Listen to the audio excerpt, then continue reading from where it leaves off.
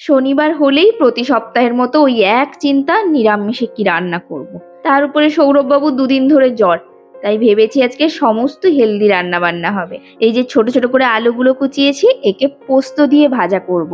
এইভাবে পোস্ত দিয়ে আলু ভাজাটা খেতে কিন্তু বেশ ভালো লাগে, আর একটু মুখরোচকও হবে। প্রথমেই নুন হলুদে আলুটাকে ভাজতে বসিয়ে ওইদিকে ভাতটাও বসিয়ে নিয়েছি। আলুটা কিছুটা ভাজা ভাজা হয়ে গেলে তারপর অল্প একটু লঙ্কার গুঁড়ো দিলাম। একজন কাল থেকে শুধু বলছে ঝাল ঝাল কিছু খেতে ইচ্ছে করছে, কিন্তু জ্বর গায়ে খুব বেশি রিচ খাওয়াটাও তো একদম ঠিক না। তাই আলু ভাজাটাই হালকা একটু ঝাল করেই বানিয়ে দিলাম, তাহলে ওর খেতে ভালো লাগবে। তার সাথে ওনার এক পছন্দের জিনিস বানিয়ে দিচ্ছি, কুমড়োর দানা ভাজা। এটা খেতেও খুব পছন্দ করে, একটু সময় নিয়ে ভেজে দিতে হবে। খাওয়ার পাতে কিন্তু এটা বেশ ভালো লাগে। এবার আসল পথ্য রান্না, সমস্ত সবজি দিয়ে বড়ি দিয়ে ঝোল বানাবো। বড়িটাকে আগে ভেজে তুলে নিলাম। এবার সর্ষের তেলে কাঁচা লঙ্কা, কালো জিরে ফোড়নে দিয়েছি। প্রথমে পেঁপে আলুটা দিয়ে নুন দিয়ে কিছুক্ষণ ভালো করে ভাজবো। এই দুটো সেদ্ধ হতেই একটু বেশি সময় লাগে, তাই ঢাকা দিয়ে দিয়ে ভালোভাবে ভেজে নেব। এদিকে কুমড়োর দানাটাও ভাজা হয়ে গেছে, তুলে রেখে দিলাম। এই কড়াইতে এবার ঢ্যাঁড়স ভাজতে দেবো। না, এটা আর ওনার জন্য নয়, এটা আমাদের জন্যই ঢ্যাঁড়সের একটু ঝাল বানাবো। পেঁপে আর আলুটা ভাজা হয়ে গেছে, এইবার পটলগুলো দিয়ে নেব। পটলগুলো দিয়েও কিছুক্ষণ ভাজবো, খুব বেশি ভাজার দরকার নেই।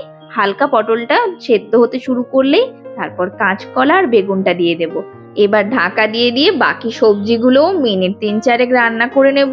তারপরে দেব একটা টমেটোকে 4 ফালা করে, আর সাথে হলুদ গুঁড়ো, লঙ্কা গুঁড়ো, সামান্য একটু আদা বাটা। এবার সবটাকে কিছুক্ষণ কষিয়ে নেওয়ার পর তারপরে 1 গামলা জল ঢেলে দেবো। এটা তো ঝোল হবে, তাই বেশি করে জল দিতে হবে। আর বড়ি পড়বে, বড়ি জল টানবে, সেই বুঝে জলটা দিতে হবে। ওইদিকে ঢ্যাঁড়সটা ভাজা হয়ে গেছে, এবার কড়াইটায় ধুয়ে ঢ্যাঁড়স তরকারিটা বসাবো। কারণ পরপর অনেকগুলো ভাজা হয়েছে, তো কড়াইটা আর রান্না করলে তরকারির স্বাদ ভালো হবে না। কড়াইটা ভালো করে ধুয়ে নিয়ে সর্ষের তেলে একটু গোটা জিরে ফোড়নে দিয়েছি।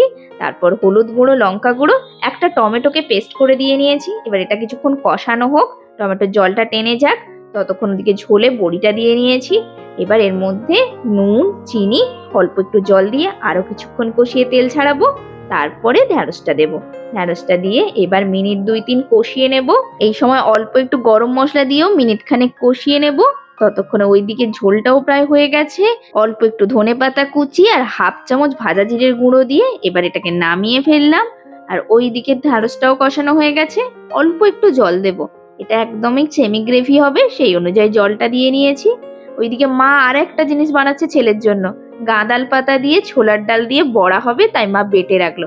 এটা খাওয়ার পাতে একেবারে মা ভেজে দেবে। আরো একটা জিনিস করেছে, ধনেপাতার চাটনি।